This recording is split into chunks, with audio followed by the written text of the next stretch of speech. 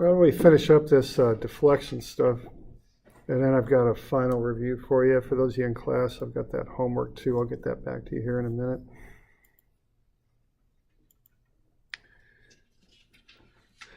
All right, so the final itself is Tuesday from 2:30 to 4:30, Wednesday 6 to 8 p.m., okay, for online students and such, okay.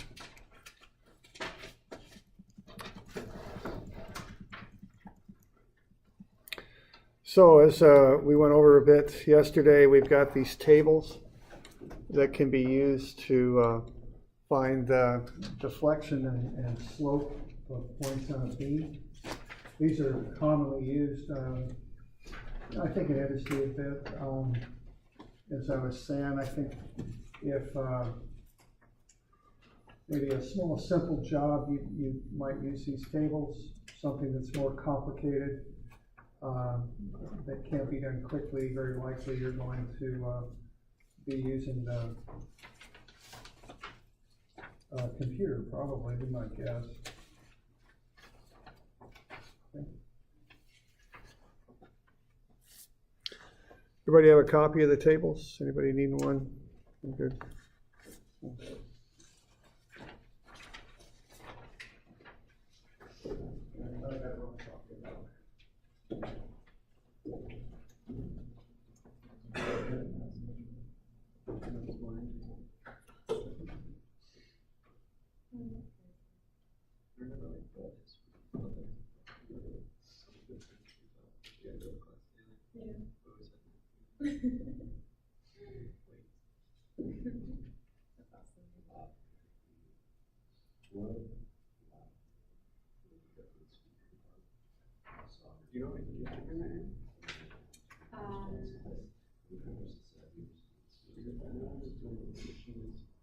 No, I was thinking, well, so I thought that originally because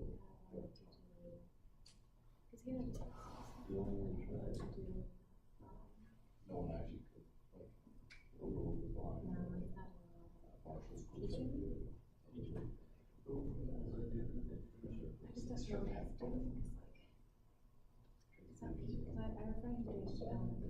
she's going to school, like she wants to be a teacher. And some people I don't want to do teachers, but I want to do specific things. I don't know what he wants to do. And then he wants to continue dancing.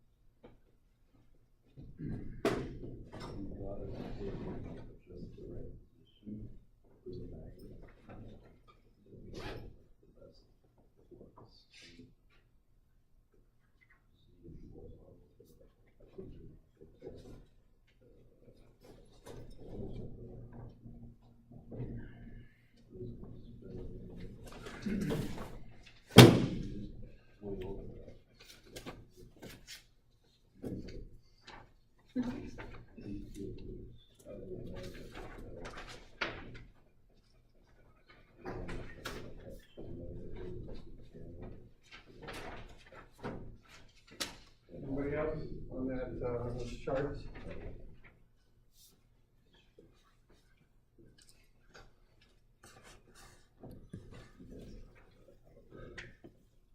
All right, let's look at one other. So what we did here, we went through the basics of one where we just used what they call, I think it's called superposition. You just take the two cases and add them together. No big deal there, okay? And then we skipped ahead to one where we did it by subtraction.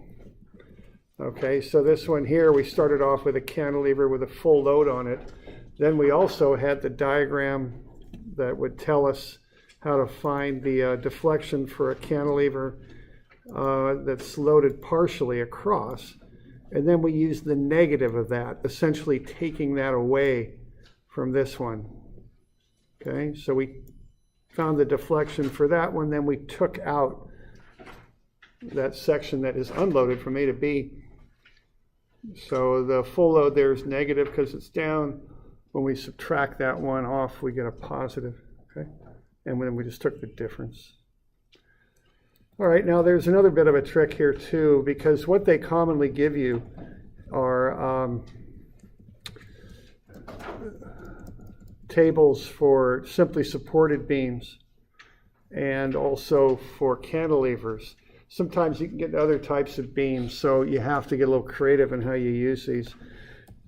I think this is 917. I'm always changing numbers, so I'm not quite sure, but I think that's what this is. And what we've got here is an overhang. Okay, so an overhang is an example of that might be if you take floor joists and stick them out your wall to make a cantilever.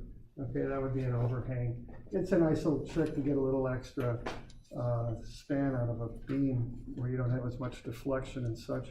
Although you pay the price for it, you've got to put a support in that space there, right there. But you can extend a beam further out with an overhang. Okay, make the beam longer, I guess would be the way to say it. All right, so let's figure out the slope at B and the deflection of C with this overhang. All right, so let's kind of walk through this one. Now, the first thing I want to do here is see, I don't have a chart for an overhang, so I'm going to have to treat that as simply supported from A to B. And I need to find that moment caused by the overhang because that's going to create a couple at B.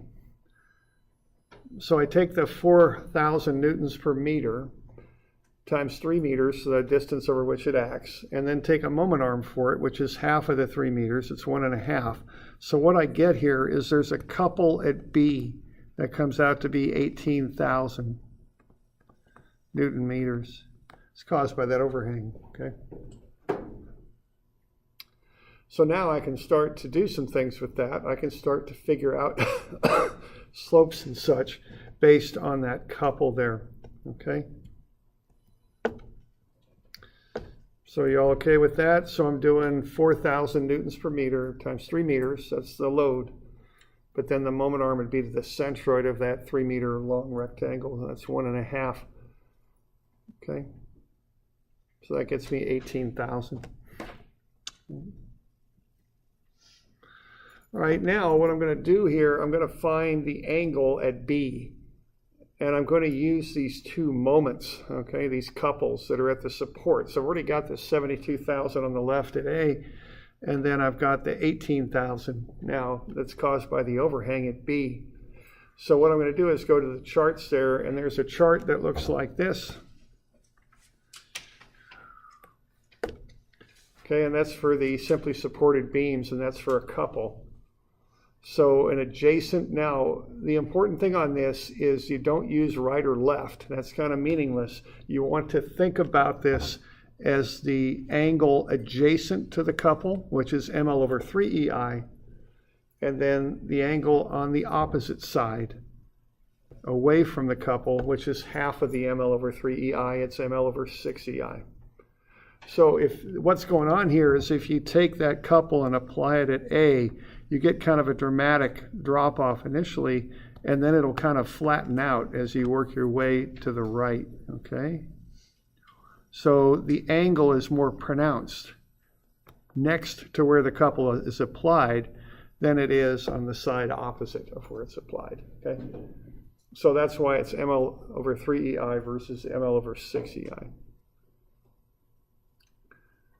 So what we want to do then is use those equations and figure out which ones to apply at B for the 72,000 couple and the 18,000 couple, all right?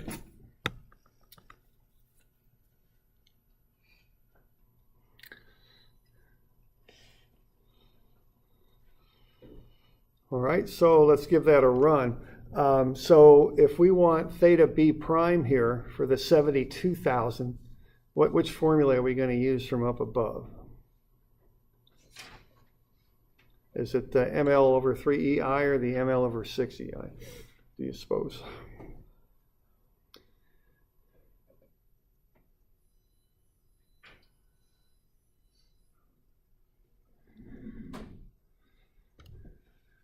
And which is theta prime? It's just the slope. Theta means slope. And I'm using the prime to designate the fact it's not the entire slope at B. It's a part of it, not the entire slope. So I've got theta b prime and theta b prime prime. I've got the two of them. We're going to add them together is what we're going to do to get the total. So that's going to be ml over which ei. Now, see, we're opposite. See, the couple's applied over there. We're on the opposite side, so it's going to be the 6ei, okay? Because we're opposite where the couple's applied.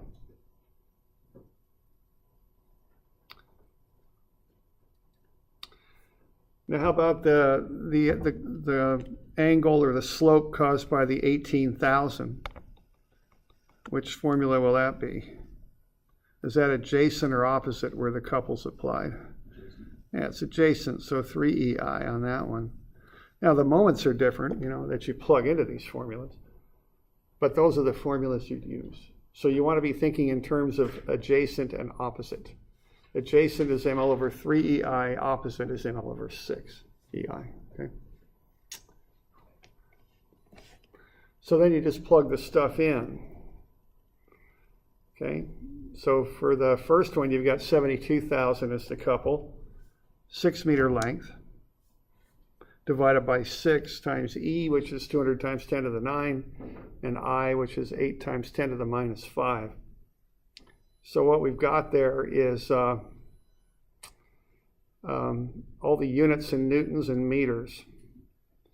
And so everything will cancel out there. So when we get to the final angle there, it's in radians, which is the same thing as a slope.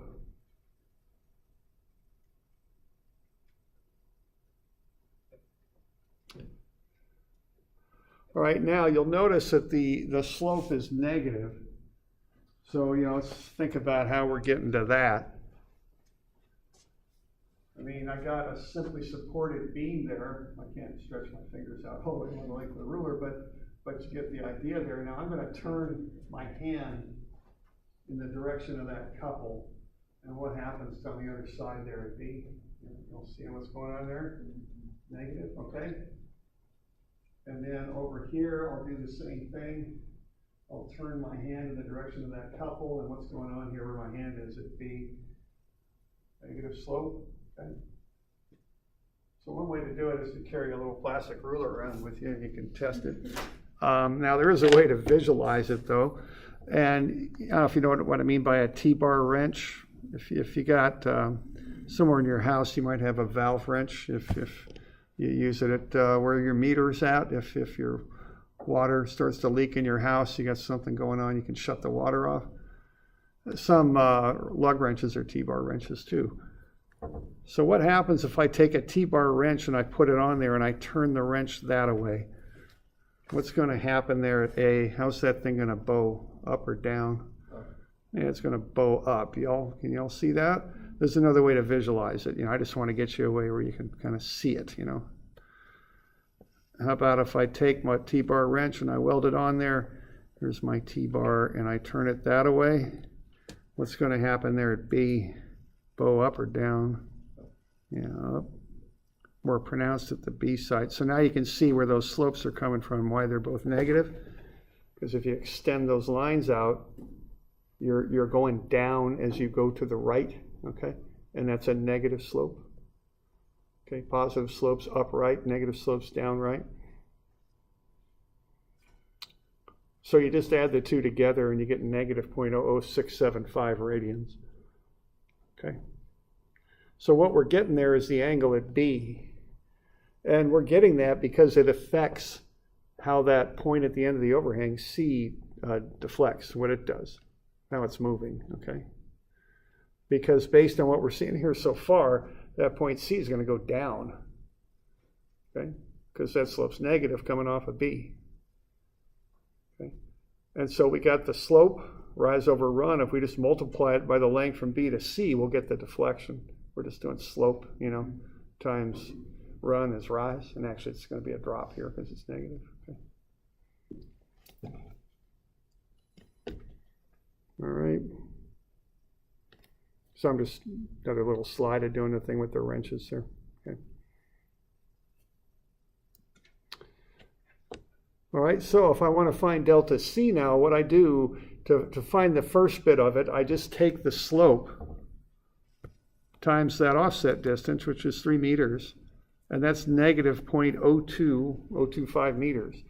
It's 2 centimeters down, basically. And where that's coming from is just the slope distance thing, you know. Slope is delta y over delta x. So if you want delta y, what you do is you take the slope, which we just found, the negative 0.00675, and you multiply it by delta x, which is 3 meters out there, okay? But we got another little bit on this too, because not only do we have the couple at the support, what caused that couple to begin with was a distributed load on the overhang, okay? Right there. And so the best way to model that is to look at a cantilever. You consider the solid beam going over the support at B just like a cantilever support. And so delta for a cantilever at the end there, you can see on your chart, is WL4 over ADI. So the W in this case is the 4,000. The length is the 3 meters it acts over. 8, of course, is just 8. E is 200 times 10 to the 9. And I is 8 times 10 to the minus 5. So when you combine all that together, you get negative 0.00253. Okay. So what's happening here is the first part of the delta, the negative 0.02025, is caused simply by the fact that there's a negative slope here, okay? And you take that times the length.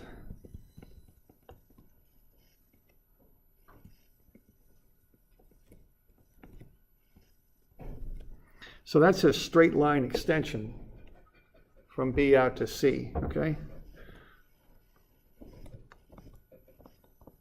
So I called that delta C prime. But the other thing that's going on is you've got this distributed load on it, and that bends it down probably, I don't know, I might guess it'd be in a parabolic shape, okay? And so that's not a straight line extension. That's just caused by that overhang with the load on it. So that's delta C prime prime. So delta C total is delta C plus delta C prime prime.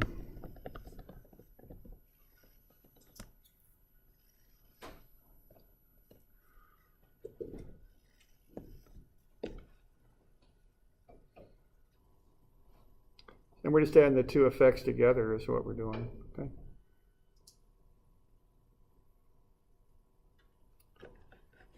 You okay with that? And we got any questions on that?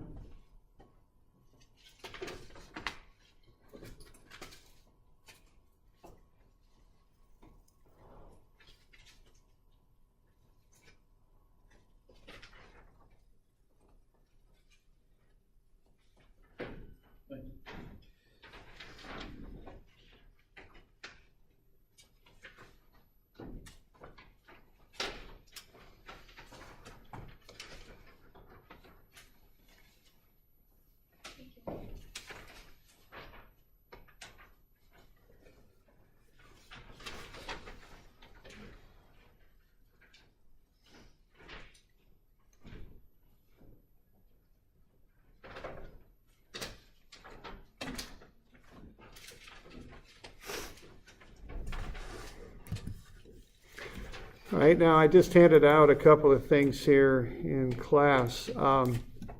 I handed out the review for the final, which is just a list of stuff. And then I handed out a little bit of a review problem too. Okay, so they're in Moodle for those of you online. All right, so here I'm in Moodle, so it's final review, and then shear and moment review problem. So I got those in there. Now I've also got some other things. I got some deflection examples. I got some shear and moment diagram examples in there too. So those are just things that could help you study for the final, okay? And okay, so here's the shear and bending stress problem right there. And then I got a key for it as well. I got all sorts of stuff in here. Yeah, here's some solutions for those deflection problems. All there, so they're right in there. You know, if you're working on them and you get hung up on things, they're right there. We'll go over those tomorrow, I guess, some of those deflection problem things, okay? All right, so let's see here.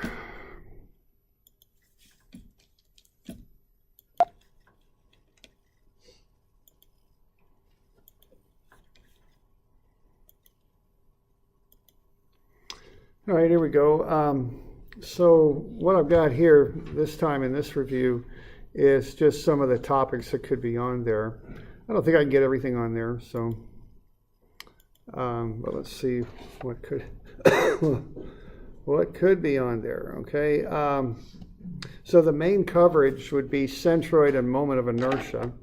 Now, and what I have listed across is just homework problem numbers that relate to this. And you know, I keep changing those homework problems around where I probably ought to be careful that those truly are the numbers that I want. So, but what we've got there for that is centroid and moment of inertia. Now, I'm probably not going to answer you some really complicated 101 itself. I'm probably going to incorporate that into another problem. You know, you use it in bending stress and you use it in shear. So something like that, okay? So it'll be part of a problem is probably what will happen. Shear and moment diagrams, you know, that's something I'll probably give you a problem to figure one of those out, okay? I've got examples in Moodle, and of course we did the homework too. I think all I've got here is 341 through 344, and that's about it. I don't think I got 345 and 6 anymore in the packet, so it's 341 through 344. Then we got bending stress, 351 through 353. You know, there'll definitely be one of those, and as I've mentioned 2 or 3 times now, that's a process, right? Sigma is MC over I.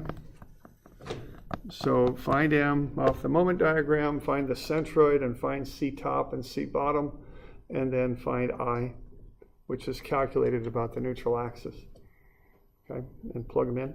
So just, you know, that just kind of is what it is. Get that one figured out. And then we got shear stress, which is tau is VQ over IT. V is the shear off the shear diagram. Q is that first moment of area.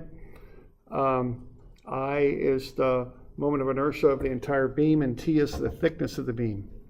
So just, again, figure those 4 things out and plug them in. You'll get the shear.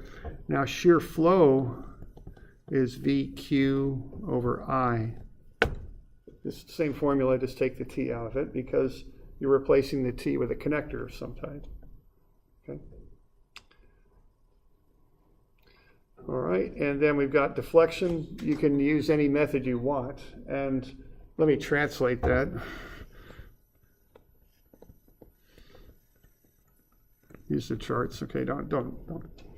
I had a person once trying to do the calculus thing on the test, and that fit under the bad idea category of life. You know, that was like. So use the charts, okay? Okay. You don't want to be doing a bunch of calculus like that. That's just a mess, okay? All right. Now that's the main coverage. Now the stuff from previous tests I could put on there is normal stress and strain, shear stress and strain. You know, just basic stress and strain and what they are. I think those problem numbers are still good. I think it was page 200 where we just went through some basic examples to illustrate the difference between the two. You know, I'm just speaking from memory. I'm pretty sure that's the page, but I think that's it. Yeah, it is. Okay, we went through that in class, just the basic differences between those things. Okay, you should know what a modulus of elasticity is and a stress strain curve, just the basics of that, nothing too fancy. You should be able to figure out biaxial stresses, and you could do that any way you want. I won't make you use Moore circle again. We've done that once, so we'll call it good with that. You don't have to use that again. So whatever way you want to find something, you can find it. Now, the one thing on that is just be darn sure you remember those angles. I mean, when you're doing stress angles, you're coming from the vertical positive. So regardless of how I show the angle on the problem, calculate the angle in that fashion there, okay? Okay, Hooke's law, should know how to do that and what that is. And then torsion. Just basic torsion, shear and angle of twist, nothing too fancy on that, okay? I might have some short answer questions. I've done that in the past, like how things fail and what they look like when they fail.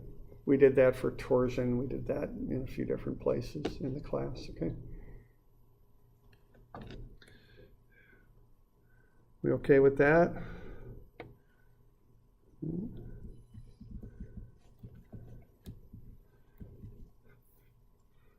So that's what could be on the final. This stuff will definitely be on the final, what I call the main coverage. The basic coverage, I may not be able to get all that stuff on there, okay? Just see. Okay. All right, just a couple little bit of, I know y'all are, most of you are heading off to OSU or that sort of thing, or a lot of you are. I will mention if anyone's going to be around here and is interested in doing some tutoring, let me know. We're always looking for tutors who can handle this mechanics stuff and electrical fundamentals. We lose everybody because they're going over to OSU and they get real busy. But if anybody's interested, let me know. If you're around next year or live around here and would be interested in doing it, let me know, because we're always looking for somebody on that. So, okay. Now, when you go on over to OSU, a couple of things here. It's a new system, okay? You probably got this place pretty well figured out. You got to figure out OSU. So realize that. Spend some time figuring stuff out. Where can you study at? A lot of them, it's different over there. For one thing, you're going to be more part of your major. You've probably got friends that are in different engineering majors. Yeah, I hope you're still friends, but you're probably not going to study much together next year because they're going to be doing different stuff, okay? So you got to start finding people in your major. And a lot of the professional societies over there have tutoring help that they give. There might be a little room in their building. Figure that stuff out. And don't wait till week 10 right before the final. Figure it out week 1, okay? Where do you get help? How does that system work? Okay, depending on your pro school major, you could very well have larger class sizes over there, which means less instructor access. So you got to figure that one out, okay? You just got to start to function without quite as much direct instructor support. Usually the way the people adapt to that is they find good study groups to work in, okay? So you're going to be doing more independent learning. On average, I don't know who came up with this number. Actually, I do. It was quite a few years ago. You got to spend 40% more time per class than at LVCC. If you're taking this class at OSU, you're responsible for the same amount of material, and you meet twice a week in a lecture and 1 hour a week with a TA. But you're still responsible for the same amount of material. So something's got to give on that, right? And what gives is you're going to spend more time at it, okay, on your own or in your group or whatever, okay? Your GPA, engineering GPA might well drop. Some people's goes up, but the average, at least this is old data, but it drops by about 0.5. That's normal. It's just how it is, okay? I don't know. I mean, our students do fine over at OSU. There's a little process of adapting to the environment, and I'd encourage you to just understand that we're going in and do it early. Figure stuff out as early as you can. All right. So, I don't know, any comments on that? Anybody been over there and got some words of wisdom.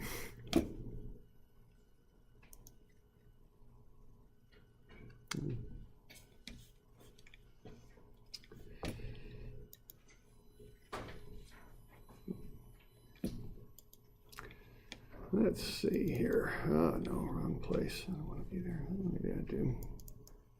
I think there's generally a shift from I've noticed in some of these 200 level classes that there's a lot of homework, like more problems, and I'm wondering if there's a shift to fewer problems, fewer more complex problems when you go into pro school. Is that? I can't speak to that. I don't know. I don't get the sense that there's less homework to do over there. Probably more, but I don't know. So,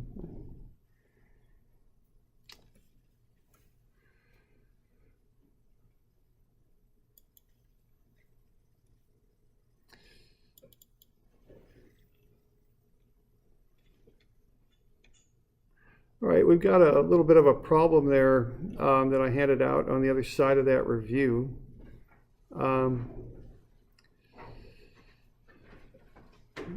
There we go.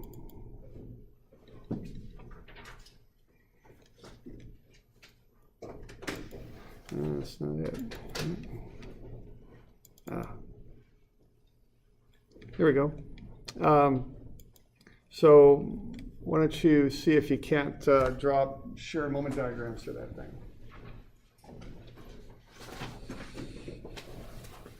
I'll start getting the homework back too, so why don't you do that, and I'll see if I can get you your homework back.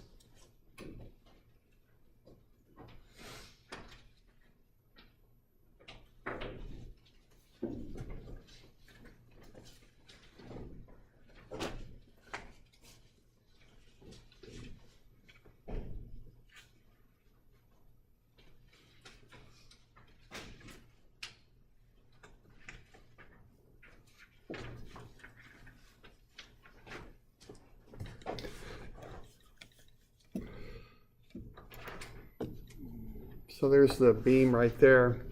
So I guess I'd start with the reactions on that.